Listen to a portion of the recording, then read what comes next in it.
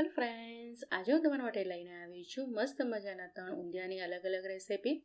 આ રીતે જો તમે ઊંધિયું એક વખત ઉત્તરાયણમાં બનાવી લીધું ને તો તમે ક્યારેય બહારથી નહીં લાવો. આજે આપણે બહાર જે મળે છે તે મસ્ત મજાનું લાલ ચટાકેદાર ઊંધિયું બનાવીશું.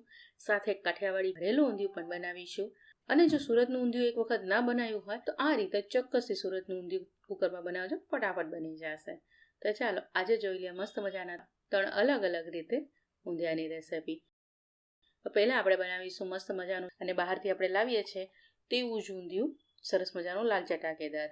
તો એના માટે આપણે અહીંયા શાકભાજીને થોડાક તળી લેવાના છે. પહેલાં તો તળવા માટે તેલ મૂકી દેવાનું અને પહેલાં આપણે બટેકા તળી લેવાના, સાથે શક્કરિયાને પણ તળી લેવાના, કેમ કે બંનેને એટલો સમય લાગે છે સરખો તળતા. બટેકા બને તો થોડાક ઓછા રાખવા, પણ જો બાળકો ખાવાના હોય તો થોડાક બટેકા રાખજો, એટલે જેથી એને ટેસ્ટમાં સરસ લાગે.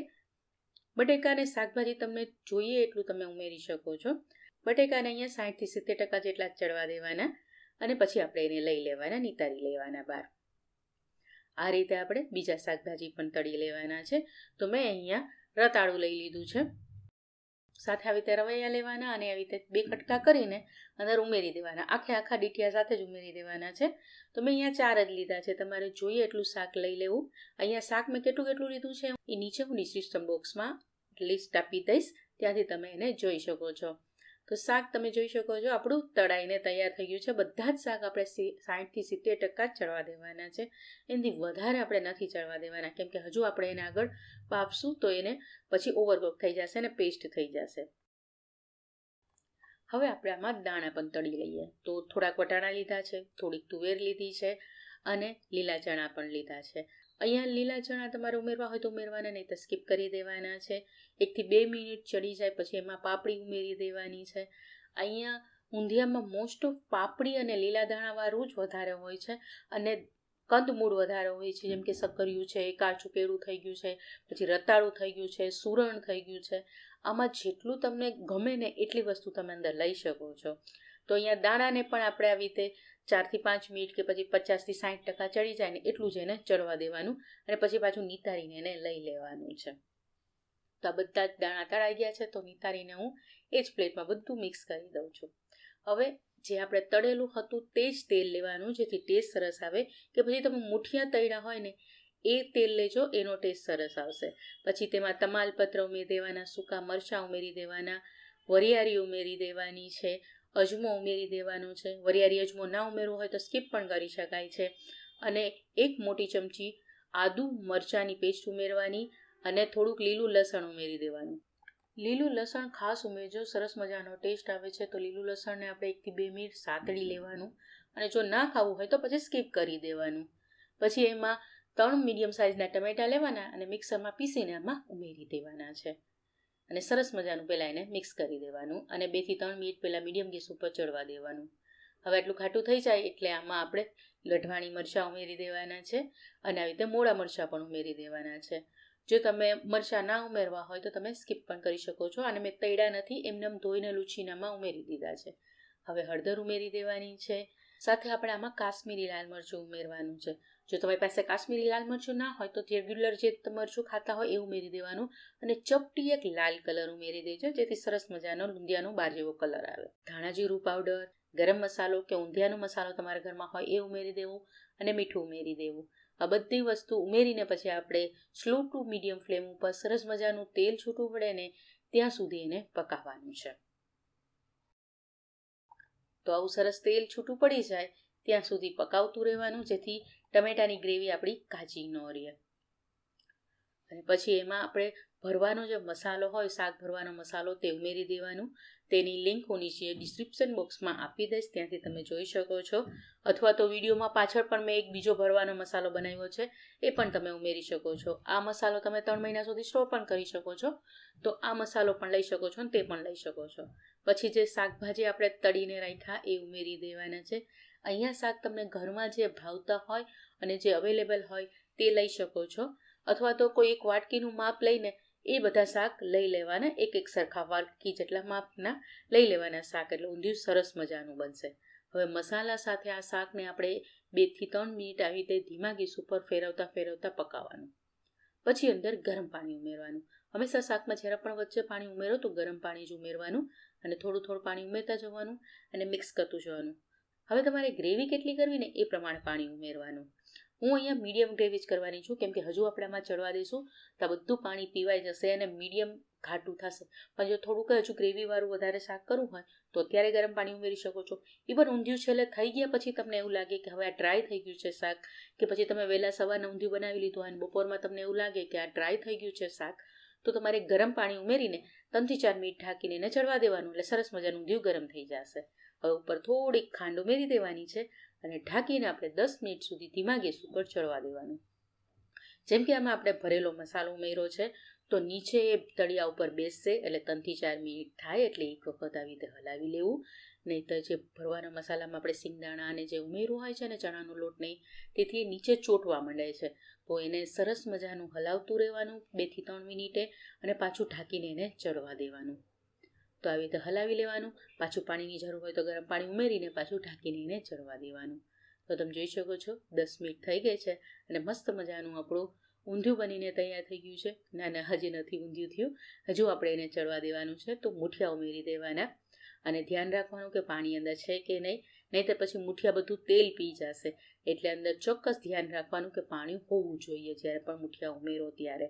તો તમે જોઈ શકો છો થોડું થોડું હજુ આમાં શાકમાં પાણી છે, એટલે એને એક વખત સરખું હલાવી લેવાનું અને પછી પાછું ઢાંકીને આપણે 4 થી 5 મિનિટ ચડવા દેવાનું. અથવા તો તમે સવારના ઊંધિયું બનાવતા હોય અને બપોરે ખાવું હોય ને તો બસ ઢાંકીને 1 મિનિટ ચડવા દેવાનું અને પછી એને ખોલવાનું જ નહીં 1 કલાક સુધી. તો એની વરાળે આપણા મૂઠિયા એકદમ સોફ્ટ થઈ જશે. તો તમે જોઈ શકો છો મસ્ત મજાનું આપણું ઊંધિયું બનીને તૈયાર થઈ ગયું છે. આપણે એને ગરમ ગરમ સર્વ કરી લઈએ. તમે એને પૂરી, પરોઠા કે રોટલી સાથે સર્વ કરી શકો છો. ઇવન તમે એને જલેબી સાથે એમનેમ ખાવું હોય ને તો એમનેમ પણ કરી શકો છો. આજે મેં તીખું નથી બનાવ્યું. જો તમે તીખું બનાવતા હોય તો પૂરી સાથે પણ તમે એને સર્વ કરી શકો છો. તો તૈયાર થઈ ગયું આપણું મસ્ત મજાનું લાચા ટાકેદાર બહાર મળે છે તેવું જ ઊંધિયું ભરવાની ઝંઝટ વગર. હવે આપણે ભરેલું ઊંધિયું બનાવી લઈએ.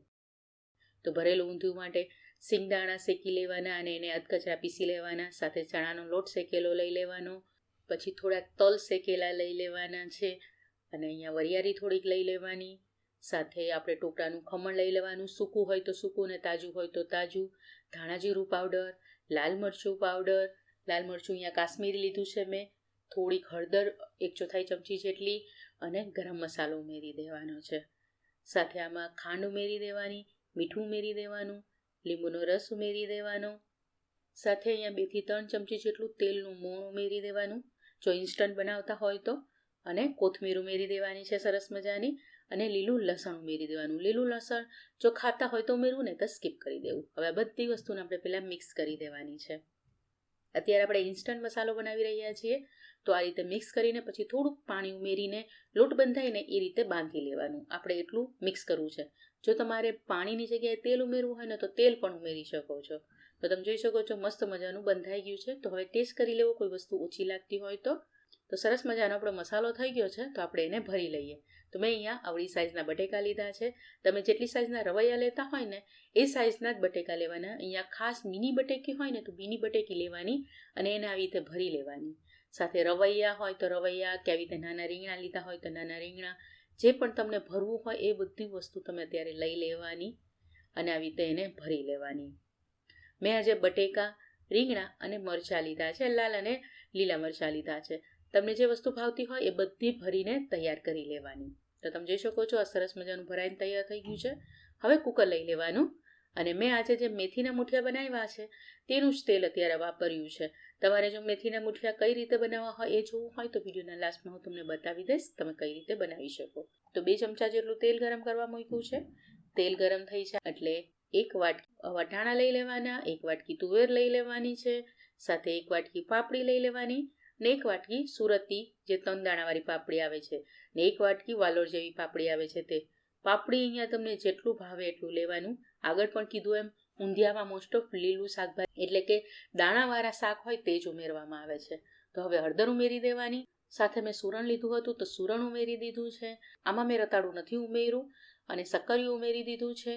સાથે ઉમેરી દેવાના છે જે બટેકા આપણે ભરીને રાખ્યા તે, કેમ કે બટેકાને થોડુંક ચડતા વાર લાગે છે તો હું અત્યારે બટેકા ઉમેરી દઉં છું. રીંગણાને બાકી વસ્તુ નથી ઉમેરવાની. મીઠું તમારે જોતું હોય તો અત્યારે ઉમેરી દેવાનું. તો આ બધી વસ્તુને આપણે મિક્સ કરી દેવાની છે એક વખત. હવે ઢાંકીને 5 મિનિટ એને ધીમા ગેસે ચડવા દેવાનું.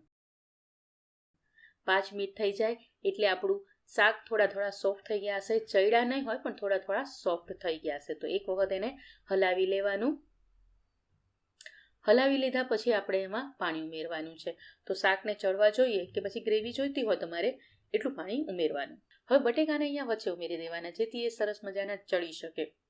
અને સાઈડમાં આપણે જે રીંગણા ભરીને મૂક્યા એ ઉમેરી દેવાના અને મરચાંને ઉમેરી દેવાના. મરચાં તમારે અત્યારે ના ઉમેરવા હોય ને નાના લીધા હોય ને તો તમે લાસ્ટમાં પણ હું કહીશ તમને ત્યારે ઉમેરી શકો છો. અને સ્લો મીડિયમ ફ્લેમ ઉપર 1 સીટી આવવા દેવાની. 1 સીટી આવે એટલે ગેસ બંધ કરી દેવાનો અને ઠંડુ થવા મૂકી દેવાનું. હવે જ્યાં સુધીમાં કુકર ઠંડુ થાય છે ને ત્યાં સુધીમાં એક મસાલો આપણે તૈયાર કરી લઈએ. હવે એક કડાઈમાં મેં આવી રીતે તેલ લઈ લીધું છે. જે મુઠિયા મેં તળ્યા હતા એ જ તેલ લીધું છે. 3 થી 4 મોટા ચમચા જેટલું તેલ લીધું છે. હવે મુઠિયામાં તેલ ના હોય તો મજા ના આવે એટલે મેં તે થોડુંક વધારે જ લીધું છે. તમે તમારી ટેસ્ટ પ્રમાણે ઓછા વધતું કરી શકો. હવે તેલ ગરમ થઈ જાય ને એટલે એમાં વરિયાળી ઉમેરી દેવાની. અજમો ખાવો હોય તો અજમો અને હિંગ પણ ઉમેરી દેવાની. અને પછી એમાં લીલું લસણ ઉમેરી દેવાનું. લીલું લસણ ના ખાતા હોય તો સ્કીપ પણ કરી શકાય. લીલું લસણ અડધી મિનિટ સુધી સરસ તેલમાં પહેલાં સાતરી લેવાનું. અને પછી આપણે જે મસાલો તૈયાર કરીને રાખ્યો છે ને જે વધ્યો હતો ને ભરવાનો મસાલો તે એમાં ઉમેરી દેવાનો. અને પછી એને આપણે શેકાવા દેવાનું છે. 1 થી 2 મિનિટ સુધી આ મસાલાને આપણે તેલમાં સરસ મજાનું ધીમા ગેસ ઉપર શેકાવા દેવાનું. સરસ મજાનું તેલ છૂટું ના પડે ત્યાં સુધી એને સરસ શેકાવા દેવાનું. પછી ધાણા જીરું, લાલ મરચું, ગરમ મસાલો ઉમેરી દેવાનો, મીઠું ઉમેરી દેવાનું અને મિક્સ કરી દેવાનું. હળદર આપણે શાકમાં ઉમેરી દીધી હતી. તમને ઓછી લાગતી હોય તો અત્યારે પણ ઉમેરી શકાય છે. અને ગરમ પાણી ઉમેરવાનું અથવા તો તમે ઠંડુ પાણી પણ અત્યારે ઉમેરી શકો છો. અને એને આપણે મિક્સ કરીને ચડવા દેવાનું સરસ મજાનું. 2 થી 3 મિનિટ સુધી સરસ મજાનું ચડવા દેવાનું અથવા ધીમા ગેસ ઉપર જ્યાં સુધી આપણું કુકર ઠંડુ ના થાય ને ત્યાં સુધી આ મસાલાને આપણે ધીમા ગેસ ઉપર ચડવા દેવાનું. તો તમે જોઈ શકો છો સરસ મજાનું તેલ છૂટું પડી ગયું છે અને કુકર પણ ઠંડુ થઈ ગયું છે. તો ખોલી લેવાનું અને એક વખત ધીમા હાથે એને હળવા હાથે એને મિક્સ કરી લેવાનું. આપણે હજુ શાક ચડ્યું નહીં હોય 80% જેટલું જ ચડ્યું હશે, વધારે પડતું ચડી નહીં ગયું હોય. તમે આને કુકરમાં ના બનાવો અને મોટા વાસણમાં આ રીતે બનાવવું હોય તો તમે મોટા વાસણમાં પણ બનાવી શકો છો. જરૂર નથી અત્યારે કુકરમાં જ આને બનાવવું. પછી જે આપણે મસાલો બનાવીને રાખ્યો તે ઉમેરીને આ રીતે હલાવવાનું એકદમ. પછી વિગ્રસલી એટલે કે જોરથી નહીં હલાવવાનું. પછી થોડીક જ ઉપરથી મેં કોથમીર ઉમેરી છે. જો ના ઉમેર્યું હોય તો લાસ્ટમાં પણ ઉમેરી શકો. અને આપણે અહીંયા મુઠિયા ઉમેરી દેવાના છે. અને મુઠિયાને આ રીતે દબાવી દેવાના જેથી એ સરસ મજાના ચડી જાય. અત્યારે પણ તમારે ખાસ ધ્યાન રાખવાનું આમાં પાણીનો ભાગ હોવો જોઈએ. નહીંતર મુઠિયા બધું પાણી નહીં હોય ને તો તેલ પી જશે ને પછી શાક તમને કોરું લાગશે. એટલે ખાસ અત્યારે પાણી હોય નહીં તો ઉમેરી દેવું. અને પછી સ્લો ટુ મીડિયમ ફ્લેમ ઉપર હવા ભરાય ત્યાં સુધી એને ભરાવા દેવાનું અને પછી ઠંડુ થવા દેવાનું. ઠંડુ થઈ જાય એટલે તમારે કુકર ખોલીને ચેક કરી લેવું. તમારું ઊંધિયું બનીને તૈયાર થઈ ગયું હશે. તમે જોઈ શકો છો સરસ મજાનું તેલ છૂટું પડી ગયું છે. તો આપણું મસ્ત મજાનું ભરેલું ઊંધિયું બનીને, મિની ઊંધિયું તમે આને કહી શકો છો, તે પણ બનીને તૈયાર થઈ ગયું છે. અહીંયા શાક તમને જેટલા હોય એટલા તમે ઉપયોગમાં લઈ શકો છો. તો તમે જોઈ શકો છો આપણું મસ્ત મજાનું ભરેલું ઊંધિયું બનીને તૈયાર થઈ ગયું છે. તો આ ત્રણમાંથી તમને કયું ઊંધિયું ખૂબ જ ગમ્યું ને તે કમેન્ટ કરજો. સાથે ક્યાંથી તમે આ રેસીપી જોઈ રહ્યા છો તે પણ કમેન્ટ કરીને ચોક્કસથી કહેજો. તો ચાલો હવે બનાવી લઈએ આપણે આપણા બધાનું ફેવરિટ અને સુરતનું ફેમસ લીલું ઊંધિયું. અને તે પણ આપણે કુકરમાં બનાવીશું. તો આપણે અહીંયા આટલી વસ્તુ લીધી છે. અહીંયા મેં આટલા દાણા લીધા છે. દાણા મેં અહીંયા 1 વાટકી જેટલા જ બધા સરખા જ લીધા છે. તુવેર છે, વટાણા છે, પાપડી છે. પાછી અહીંયા પાપડી મેં આપણે જે વાલોળ પાપડી આવે છે દાણા વગરની તે લીધી છે. અને અહીંયા સુરતી પાપડી 3 દાણાવાળી લીધી છે. તમને પાપડી જેટલી જોતી હોય એટલી તમે લઈ શકો છો. અને પછી એમાં પાણી ઉમેરી દેવાનું છે અને આને ઢાંકીને આપણે 10 મિનિટ સાઈડમાં મૂકી દેવાનું. ત્યાં સુધી મેં આટલું શાક લીધું છે. અહીંયા પણ હું તમને કહું છું તમારે જેટલું શાક લેવું હોય એટલું લેવાનું. સુરતી ઊંધિયામાં ખાસ બટેકા નથી હોતા, પણ છોકરા ખાતા હોય ને તો થોડાક બટેકા ઉમેરવાના. ઊંધિયું ઘરે બનાવતા હોય તો તમે તમારી રીતે ગમે તેટલું તમારે જોઈએ વસ્તુ ઉમેરી શકો છો. સાથે રતાળું લીધું છે. રવૈયાના મેં 2 જ કટકા કર્યા છે. તમારે આખા રાખવા હોય તો આખા રાખી શકો છો. સાથે અહીંયા શક્કરિયું લીધું છે, કાચું કેળું લઈ લીધું છે. કાચું કેળું આગળ પણ ઊંધિયું મિક્સ બનાવ્યું એમાં પણ તમે લઈ શકો છો. હવે સાઈડમાં મૂકી દઈએ અને એક ઊંધિયાનો મસાલો કરી લઈએ. તો સિંગદાણા લઈ લેવાના છે. સાથે સૂકું ટોપરું લઈ લેવાનું છે. અને એને અધકચરું પીસી લેવાનું છે. તમે જોઈ શકો છો મેં અધકચરું એને પીસીને તૈયાર કરી લીધું છે. તો એને એક બાઉલમાં કાઢી લઈએ આપણે. અને હવે એ જ મિક્સરના જારમાં આપણે અહીંયા આદુ મરચાંની પેસ્ટ લઈ લેવાની અથવા આખા આદુને મરચાં લઈ લેવાના, સાથે વરિયાળી લઈ લેવાની છે, તલ લઈ લેવાના છે અને લીલું લસણ આવી રીતે મોટું મોટું કાપીને લઈ લેવાનું છે. લીલું લસણ ના હોય તો સ્કીપ કરી શકાય, ખાલી એકલી કોથમીર લઈ લેવાય. તો અહીંયા લસણને બધું ઉમેરીને એને અધકચરું પીસીને વાટકામાં કાઢી લેવાનું. હવે શાકને આપણે તળી લઈએ. જો ડાયરેક્ટ કુકરમાં તમારે બનાવવું હોય ને તો એક સાથે ના બને, કેમ કે અડધા શાક વહેલા ચડી જાય ને અડધા શાક પાછળથી ચડે. તો એના માટે થોડુંક બહાર જેવો ટેસ્ટ લાવવા માટે પહેલાં શાકને બધાને તેલમાં તળી લેવાનું અને પછી એકસાથે મિક્સ કરવા ટાઈમે કુકરમાં મિક્સ કરવાનું. તો જલ્દી પણ થઈ જશે અને ટેસ્ટ પણ સરસ આવશે. કે પછી તમે બહારની જેમ પણ કરી શકો. તો મેં અહીંયા રતાળું અને સક્કરિયાને એકસાથે તળી લીધા છે. તમે બટેકાને કે સક્કરિયાને રતાળુને એકસાથે તળી શકો છો. બસ 70થી 60%થી 70% જેટલું જ ચડવા દેવાનું, વધારે પડતું કોઈ પણ શાક તેલમાં તળતા હોય ત્યારે નહીં ચડવા દેવાનું. તો તમે જોઈ શકો છો મેં બધા શાક અલગ અલગ રીતે તળીને એકસાથે મિક્સ કરી દીધા છે. હવે જે દાણા આપણે રાખ્યા હતા એનું પાણી નિતારીને એને પણ આમાં ઉમેરી દેવાના છે. સાથે એક મોટો ચમચો ગરમ તેલ ઉમેરી દેવાનું છે.